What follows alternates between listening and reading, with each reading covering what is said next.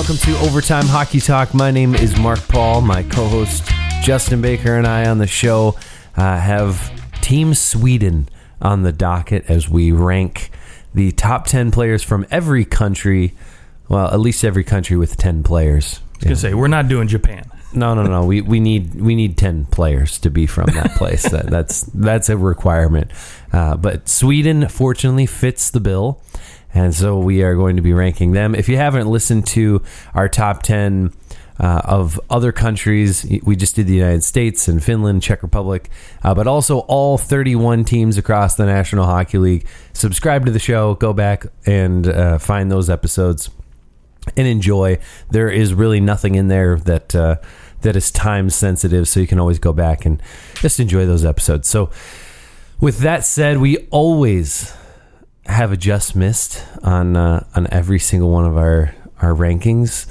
Players that just did not make the cut. So Justin, hello. Yeah, good morning. And let's hear your just missed. Let's dive right in. I've got 4 guys on my just missed. There was some tight competition for that lower tier.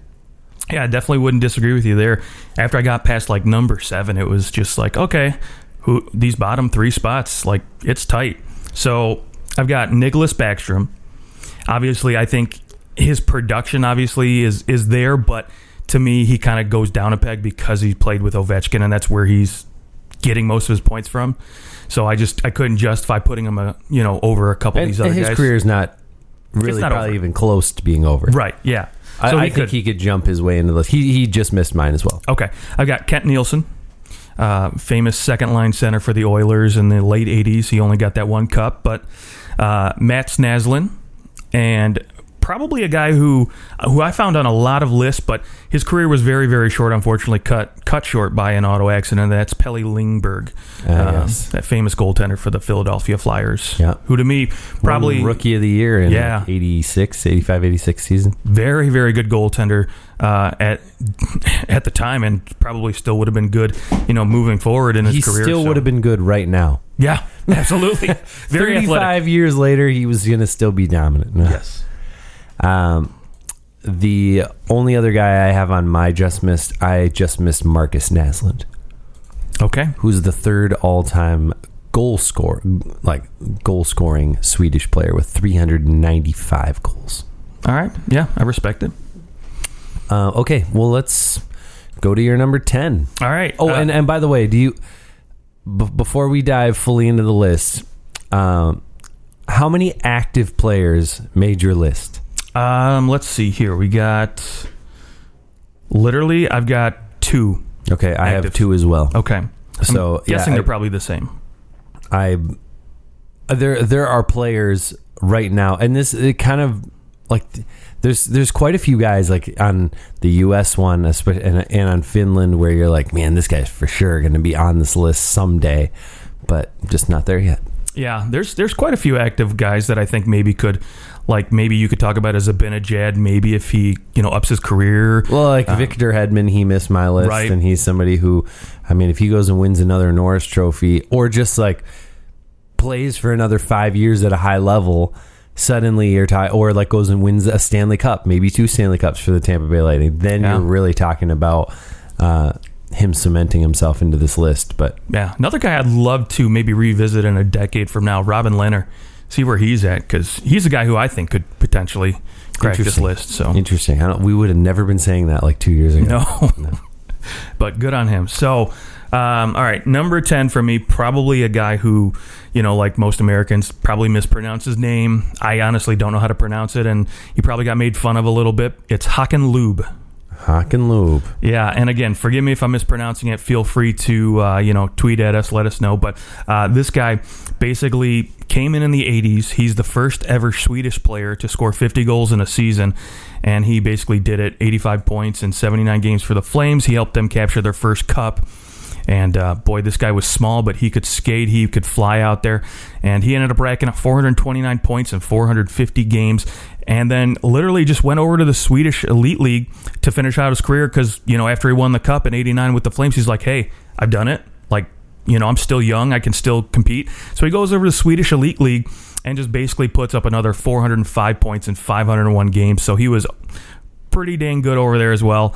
Especially in a league that was definitely more of a defensive league, too. Right. Yeah, they're a low-scoring league for those who don't know, and still are to this day. Still putting up 66 points in 40 games. Yeah, so this guy, I mean, obviously he's just he's little unknown because obviously at this point Swedes weren't relatively abundant in the NHL at that time. So to me, he comes in at number 10. Okay. Hockenlube did not make my list. Certainly could. I appreciate the fact that he's the first 50 goal scoring Swedish player. Just missed my list because 450 games played is not anywhere near anyone on the list that made it for me. So it just kind of says, hey, you didn't play in the NHL for very long, so I don't know what would have happened to you at 30. I'm sure he would have been fine, but I just, when I see Gabe Landeskog has played 200 more games than you, and he still has such a long career ahead of him, it's just not enough games for me. Fair enough. So who's your number 10? My number 10 is a player that I'm sure you love, and that's former Detroit Red Wing. I guess he's sort of like a current, like he never left the Red Wings. He's just a Red Wing. I should technically, he's still being paid by the Red Wings. So Detroit Red Wings superstar Henrik Zetterberg. There you go. Over 1,000 games played and almost 1,000 points. If he could have just, had a good back. Boy, wouldn't that have been something? He could have been much better than what he was. It's just the last 2 years of his career, he was so hampered by that back that, he could barely get up in the morning. He was getting like full on massages every day after game day. It's like, it was smart of him to call it a career. It's just sad that he wasn't able to get to 1,000 points because he for sure would have. Yeah, it's always sad when you get guys like that, like their careers cut. His career wasn't exactly cut short, but it could have been something more. Yeah. Again, there's guys that. Yeah, drafted in 99. He played a full season in 2017-18. So, right. He played a long, long time. I guess he didn't make it to the NHL till he was 22, but still, that's 16 seasons is how long he lasted. That's a great, fantastic career. Won him that Stanley Cup in 2008. Never got the chance to go for it in 2002 like Zetterberg or like Datsuk did. Yeah. Getting that year Thanks ahead to of him. Detroit signing all those veteran Luke Robitaille, Brett Hall, and then again you've got Detroit's mantra of always just like, oh, we're going to let guys over-ripen in the minors, and it worked out well, but it certainly worked out. And let's be honest, if that lockout year hadn't have happened, Zetterberg gets 1,000 points, no doubt about it. Yeah. Okay, you're number 9. All right, number 9 for me, Daniel Alfredsson. Okay. The longtime captain of the Senators and second all-time Swedish scorer. Yeah, I'm not as high on him as most people. He was consistent, right? Like some other guys on this list, just consistently putting up points year after year. Obviously had a lot of international success. Won gold in 2016, the silver in 2014, and then won, some silver and bronze in the World Championships, but never got that elusive Stanley Cup. And when you look at a guy, obviously he got the Calder and he got the Messier Award, but not any, big hardware, right? Not any like notable hardware pieces like the Selke or the Hart Trophy for that matter. And but again, just a model of consistency. And I remember his last season coming over to Detroit. I'm like, wow, okay. We're still recycling the guys on their last leg, like Mike Modano, and bringing them in. But you know what? He was fun to watch. He was entertaining, and he still had it at 41 years old, and still brought it again. 49 points in 68 games for the Wings, but never a big goal scoring machine. Only he got 40 twice, 30 2 other times after that. More like, hey, I'm going to score you 20, 25 goals. Yeah, and I'm going to put up 50 assists. Yeah, but he did win the Calder. Right. And the Messi and the Clancy, but Yeah, I forgot about that Clancy word. And then again, second team All-Star once, and that was about it. And again, you've talked about it numerous times about being like the best at your position. And unfortunately, I think he just got caught in an era where you had guys like Rick Nash scoring 50 goals, or Jaromir Jagr and Jerome McGinley's, and so just never really was the guy at his position. Well, and he was stuck in Ottawa, right? Like Ottawa actually had some very good teams. I mean, Ottawa was finishing top in the Eastern Conference a few times, and other than 2006-07 when they go to the Stanley Cup Finals and lose in 5 games to the Anaheim Ducks, right? He didn't have super deep playoff runs. They made the playoffs pretty much every single year that he was there. From the time that he's 24 years old, it wasn't until he was 32. That was the lockout year. It wasn't until he was 36 in 08-09 that they finally missed the playoffs, from 96-97 to 08-09. So right, pretty good. I mean, he did have a couple. He had one third round in 2002-03, but he just didn't seem to be able to break that consistency in the playoffs, at least from a team perspective. From his perspective, he was fine. Yeah, no fault of his. It was just kind of, hey, it's Ottawa, and they were kind of seen as the playoff chokers, but unfortunately, he was the captain of that team, and so he sort of gets lumped into, he was a really nice regular season player, but for the most part, he wasn't great in the playoffs, and for the most part, he just couldn't get it done. Like, that was how he was seen. Right. Like, the guy who never really got it done. Kind of like Tuukka Rask, I think, of, same aspect. Guy who can't get it done, right? Yeah, but on a much better team. Right. The Bruins probably much more consistent. But, yeah. Sure. Daniel Alfred, I think for the most part, just gets lost in Ottawa. Sure. Yeah. It's Ottawa.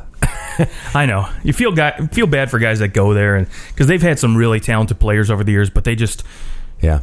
Terrible management and ownership, honestly. Yeah. Daniel Alfredson was my number 8. Okay. My number 9, another Ottawa Senator, former Senator Erik Karlsson. Okay. Coming in at number 9. So I have Karlsson a little further down my list. I think that there's a chance he could move up. He obviously has had some of the greatest seasons for a defenseman, or for anyone from Sweden, but and has the Norris trophies, but he just hasn't played long enough.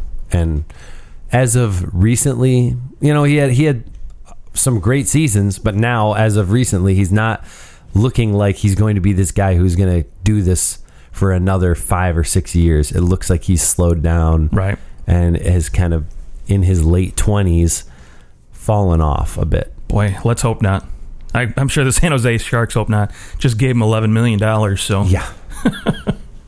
and he did win the silver in Sochi, Russia, right, in the Olympics. So, did he make your list? He did, yeah. Okay, he's a couple spots higher. Okay. Well, let's do your number 8. Number 8, yeah, Henrik Zetterberg. You talked about him. For me, this is a guy probably...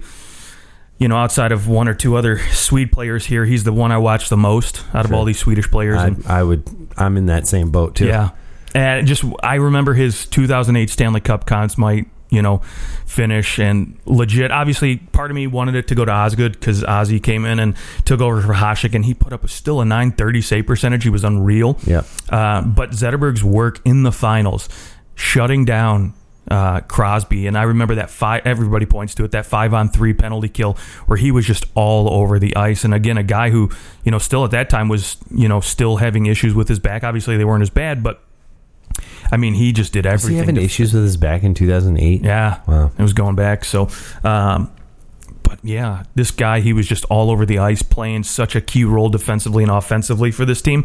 And that's just what he was really known for. Now, he didn't really get any other big hardware because, unfortunately, lucky for me, he got to play with another great defensive forward, Pavel Datsyuk, who stole a lot of those Selkies.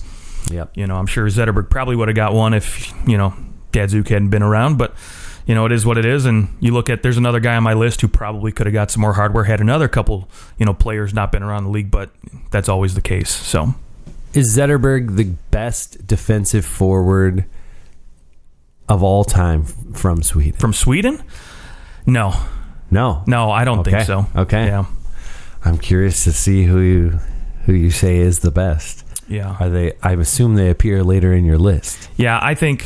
Yeah, Okay. there's All one right. guy I think probably, and maybe it's more because of how he plays offensively, but you know, All right. we'll see. Well, my number 8 was Daniel Alfredsson. Yep. We've already spent some time on him. Let's go to your number 7. Number 7, Erik Karlsson for me.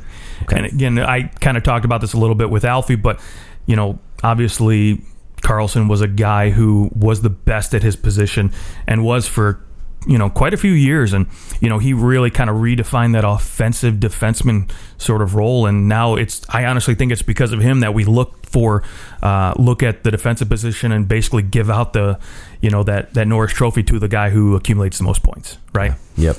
Not necessarily because of their defensive game. And again, Erik Karlsson's gotten better at it, especially in his later 20s. Early on in his career, though, you know, he just wasn't that defensive defenseman type guy. He was just, I'm going to go out there and score 80 points. Didn't need him to be. Right, exactly.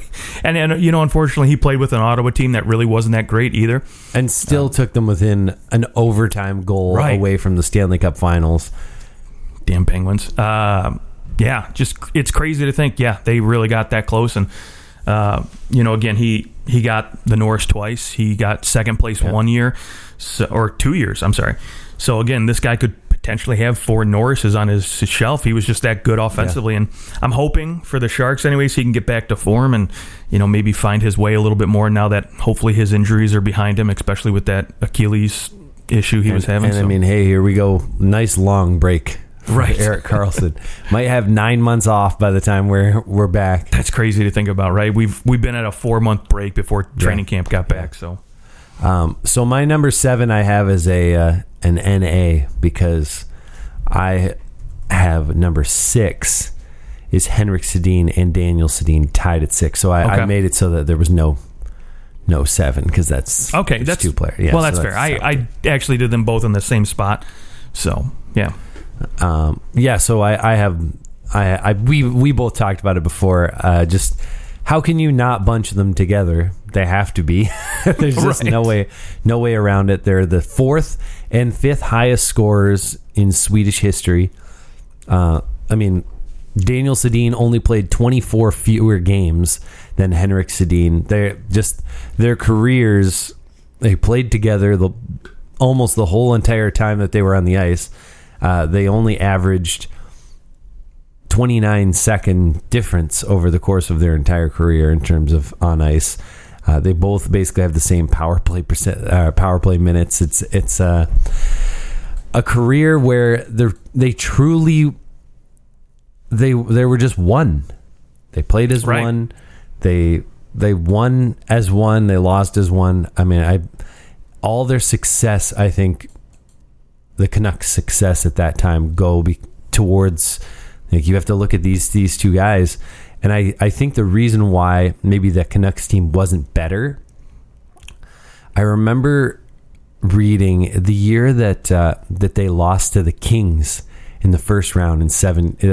They lose in 7 games. Was it 7 games or was it faster than that? Yeah, I can't remember. I don't remember. It was the year the Kings were the 8th seed.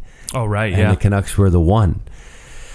And I remember one of the 2 twins, I don't know which one, I remember them saying, you know, I don't know, we don't understand why people are so crazy about these Stanley Cup playoffs. Like, I do not remember that. They're just games.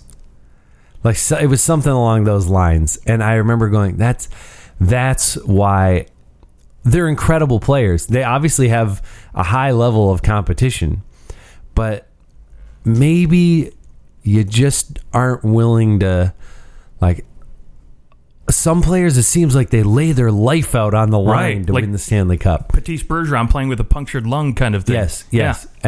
And that to me maybe is the difference. A player sometimes not feeling the same weight of the Stanley Cup. Yeah, you don't push yourself a little bit more. Much more into, we want to win the gold in the Olympics. Is my guess. You know, that, like, internationally, that tends to be a more important thing for some different players. And of course, they did win the gold in 2006. So right, yeah, that's great. I actually had not heard that before. I'm surprised I haven't, because, like, I'll never forget hearing that and going, that explains everything. Yeah, that would. I mean, really, if you don't have that drive or that effort, that extra push to go a little bit harder that some guys can.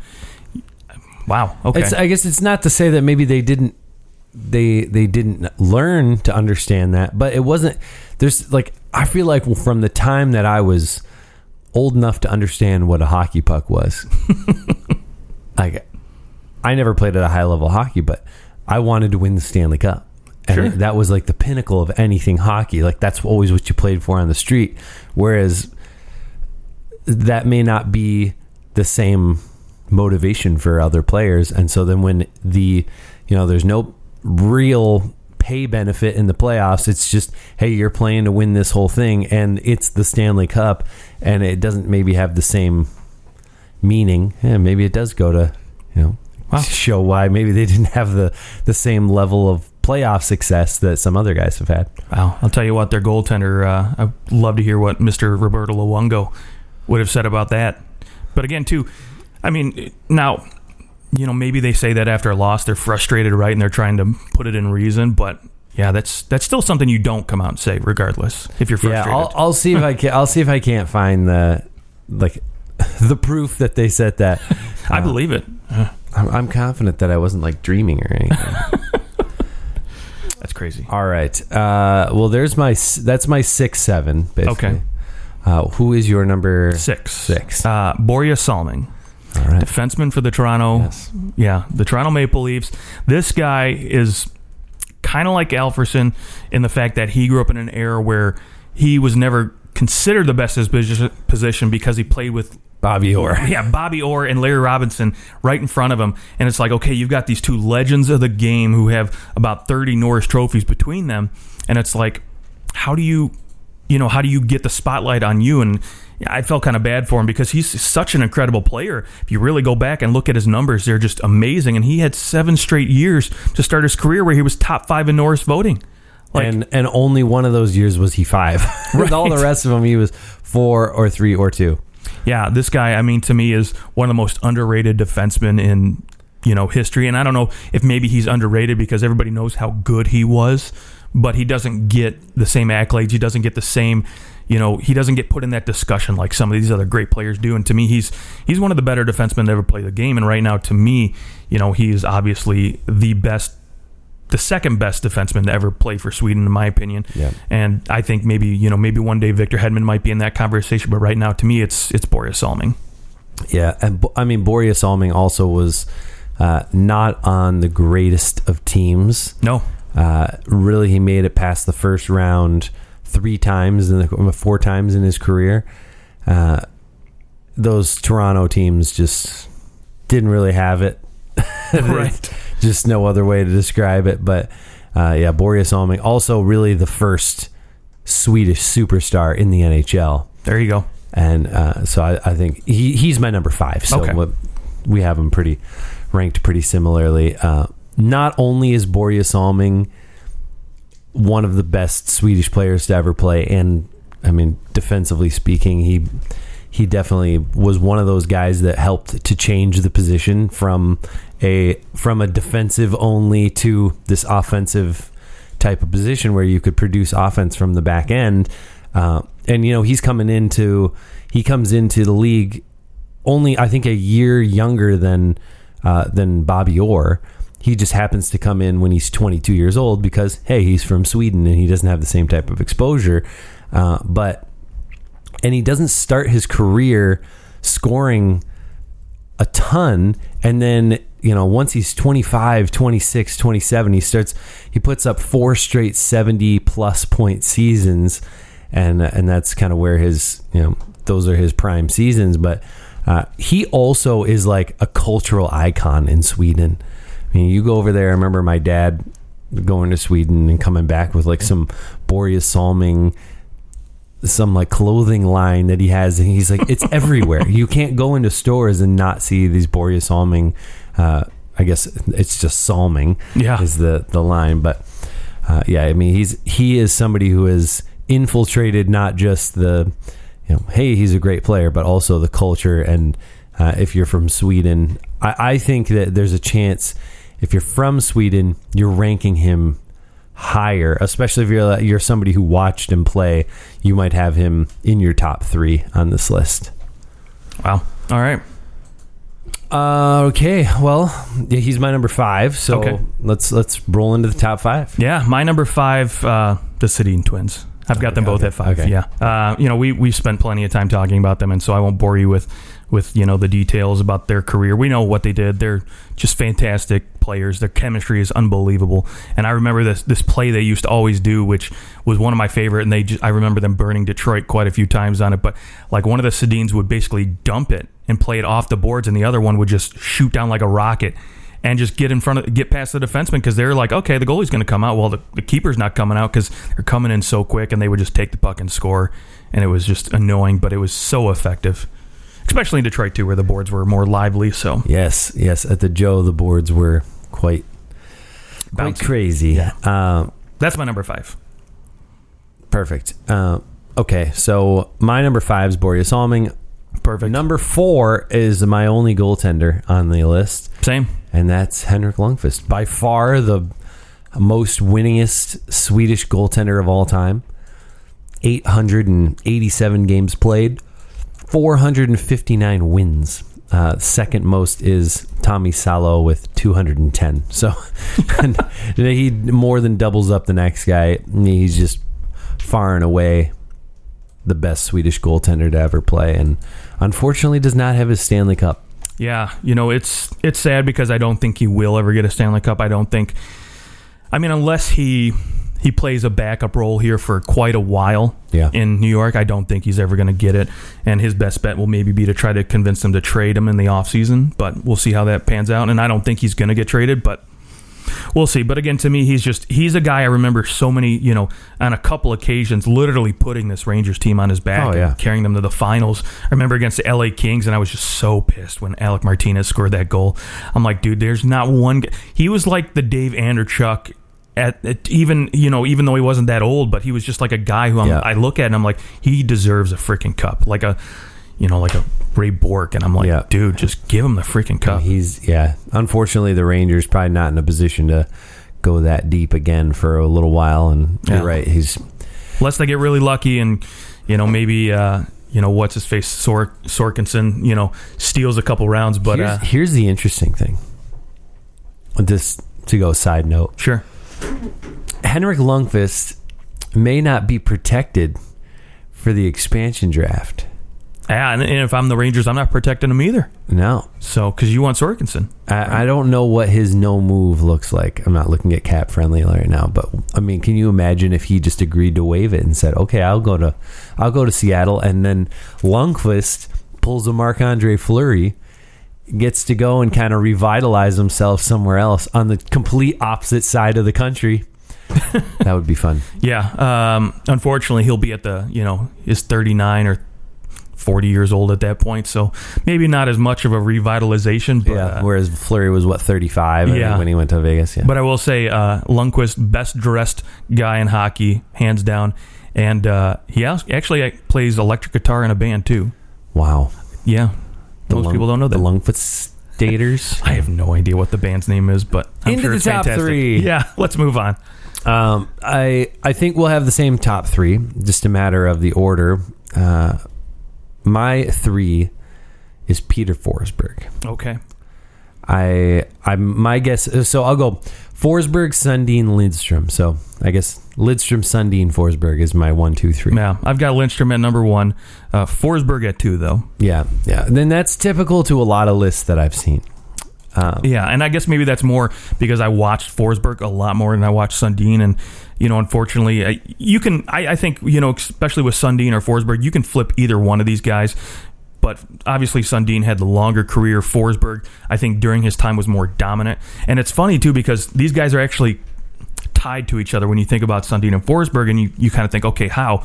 Well, it's Sundin that won Forsberg some cups because he got traded, from Quebec to, I can't remember what team it was. But anyways, Toronto? Yeah, to Toronto for Wendell Clark, who played one season in Quebec, and before they moved to Colorado, Quebec flipped Clark to the New Jersey Devils for Claude Lemieux. So because of Sundin, Claude Lemieux comes to, and at the time, then Wendell Clark comes back to Toronto, right? Yeah. So there's a little bit of tie in there with both these guys. But I mean, Sundin, though, you want to talk about a model of consistency. This guy, to me, every single year I look at his numbers, and it's just like consistently point per game every single season. Obviously, he had that one, that 114 point season. But outside of that, and especially in the 90s too, when points were a little bit more scarce, he was still 80, 70, 90 points every single season without a doubt. It's crazy. Yeah, and he never really got any recognition at all. Like, truly no recognition. I mean, he was 8th in Hart Trophy voting one time in 01-02. And that's that, like, he was out top 12, 15, 20 here and there. He was only a second team All-Star twice. He would never really in consideration for any kind of like Selke. The highest he ever got was 37th in 02-03. Got 70th in the Lady Byng Trophy. Or 32nd, I guess, in 07-08. No, 37th. Yeah, but in 2007-08, he finished 70th in Lady Byng voting. Oh, 70th. Oh, wow. Yeah, 70th. He got that one third place vote, I'm sure. Some Toronto guy. Probably. Like, the guy just did not get the kind of recognition that he should have. And a lot of people, especially in Toronto in the 90s, did not like that he became the captain. There was a very prejudiced type of, like, he's not Canadian. And it was definitely like a Don Cherry driven conversation that happened. Sure. Like, didn't really like the fact that there was, you still had Doug Gilmour on the team, but they made Sundin the captain. There was a lot of controversy. And people he was the nicest freaking guy. Like, I think everyone loved him. Everyone on the team knew why he was the captain. There was just this weird prejudice towards him. And I think that it really transferred over to the reporters, which are the ones who vote on all these trophies. And I think for whatever reason that just, he never got that type of recognition, despite the fact that he point per game player when it was pretty freaking hard to be a point per game player. Go back and look at each year and who's in the top 10 of scoring. You will find Sundin in the top 10 of scoring every year. Pretty much every single year he's in the top 10 of scoring. All the way to when he's even in his mid 30s, he's still one of the top scoring players in the NHL. And constantly putting up 30 goals. Like, he had 30 goals every single year in his career, except for basically 4 times. 4 times? Is that right? Yeah. Yeah. 4 times. The rest of the time, he had over 30 goals. Oh, my goodness. I mean, and I'm not including the final year with Vancouver. That year doesn't count. No. He never played for Vancouver. Just like Wendell Clark never played for... No, I'm just kidding. Quebec. But, yeah. Doesn't count. Yeah. Sundin, to me, the best of the... He wasn't more talented than Forsberg. I agree with you. Forsberg had that, especially that like 02-03 year, the year where he wins the Hart. I mean, Forsberg was absolutely dominant. He could do everything. He just didn't last very long. Yeah, unfortunately, injuries. So to me, basically Forsberg played almost half the amount of games that Sundin about played. 60%. Yeah. So to me, that's that is definitely a factor. I mean, yeah, did he have great success? Sure, but that's because he was on a team with one of the great, like probably top 5 best players of the 90s and early 2000s, Joe Sakic. Yeah, but I mean, to Forsberg's defense, they never really played on a line together that much. No, but no, not at all, actually. Right, but they were both centers. Forsberg was the second line center. Right. he was an Evgeny Malkin, basically, is what he was. Right. Yeah. But it's when Sakic wasn't the guy, Forsberg would step up, and I remember watching him, and Forsberg, to me, is probably my favorite defensive forward for, Sweden because of how he controlled the puck and how he, because of his physicality. I remember Forsberg would literally, like, he would have the puck or if you had the puck, he would literally just come up to you, shoulder you. You wouldn't really fall over, but he would legit just like move you to the side, and you would have no control over this at all, and you would just lose the puck at that point, and he would just take it from you, just, okay, good, I'm going to go the other way, and then dish it off to somebody else, and they're going to score because I'm that good. And he just made it look so effortless to me. Obviously, I think, Zetterberg had the hustle, but Forsberg just made it look like he wasn't even trying. He was just that good at it. And so, yeah, and again, the points, we know the totals. Obviously, I think the point per game pace, just obviously Forsberg was much better. And I think he had a little bit more, longevity to his career, not all the injuries. We'd be, maybe spitting out a different tune. And it's funny because every time Forsberg got injured, he'd come back and be just as dominant, and then get injured, come back and be just as dominant. And so it's like, okay, well, is it the injury, or is it just, is he just really that good? Yeah. Yeah. Whereas Sundin, from the time he was 19 till the 01-02 season, he missed 16 games. Yeah, he was Iron Man, for sure. He pretty much played, and then even after that, the lowest amount of games he ever played in a season was 70, and that's kind of towards the end of his career. And he was a big man. He's 6'4", 6'5", 230 pounds. Even as the league started to get a little bit faster and there was less clutch and grabbing, he's still putting up over 30 goals. Anyways, Matt Sundin, he's all time. He's got to be my favorite all time. No, I don't blame you either. So and there's that too. But I look at the games played and the total impact on everything that he was able to do because he played for so long, almost 1,350 games. And I think he would have been on Team Sweden when they won the gold. Yeah, he was. Yeah. So he wasn't the number one guy, but no. Yeah. By that point, he's 35 years old. Yeah, but he was still a pretty darn good player. Yeah, he was. And that leaves us with Nicklas Lidstrom. Yeah, the captain of that Swedish team that won that gold. So yes, yeah, was very happy to see that. I remember they had 5 Red Wing players on that team: Lidstrom, Holmstrom, Zetterberg, Samuelsson. These guys were very dominant. Yeah, Samuelsson. Yeah, Michael Samuelsson. Guys forget about him. He was a great depth player for the Wings. But what's there to say about Lidstrom that hasn't already been said, right? He had 10 freaking All-Star number 1 votes. He came in at second All-Star twice in his career, 7 Norris trophies, a Conn Smythe, first ever European-born captain to win a Stanley Cup. Guy's incredible. Yeah, and I think because he was so good, that to me is why there are so many good Swedish defensemen in the league now.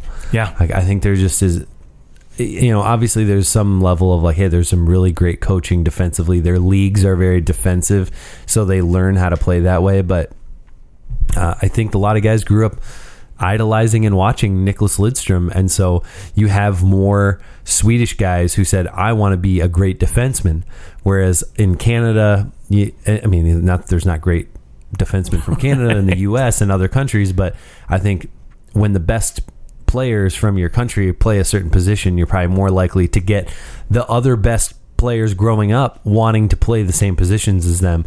And because Lidstrom is far and away the best Swedish player of all time, and then even you're saying, Peter Forsberg, another guy who kids would have been watching, he also so good defensively, and Sundin too. Sundin is the all-time shorthanded goals leader for Sweden as well. So you've got your top 3 players, and the list goes on and on of these great defensive forwards as well from Sweden. There's something in the water over there that makes some great defensive forwards, I guess.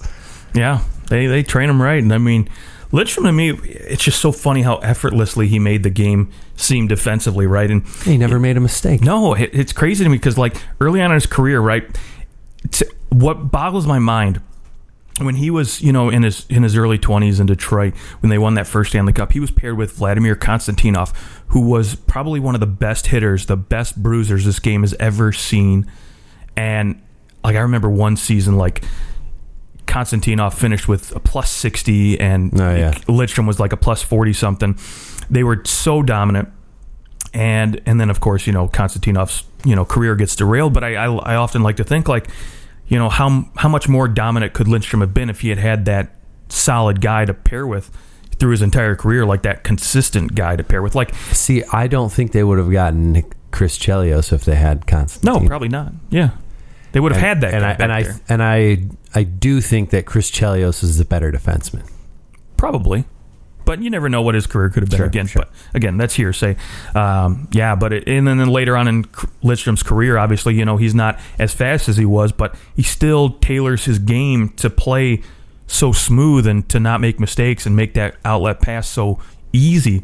And he can make that pass from like behind the net. Oh, I know. Crazy. Just right on a guy's... 2 blue lines. Yeah. Great. Once they got rid of that red line, he was just lights out, with that deep outlet pass. And even at 35, he still manages to finish with 80 points in 80 games. It's ridiculous. So, 40 years old, 62 points in 82 games. So, yeah, still had it. Yeah. Yeah, even as a 41-year-old, still scored 11 goals. It's pretty good.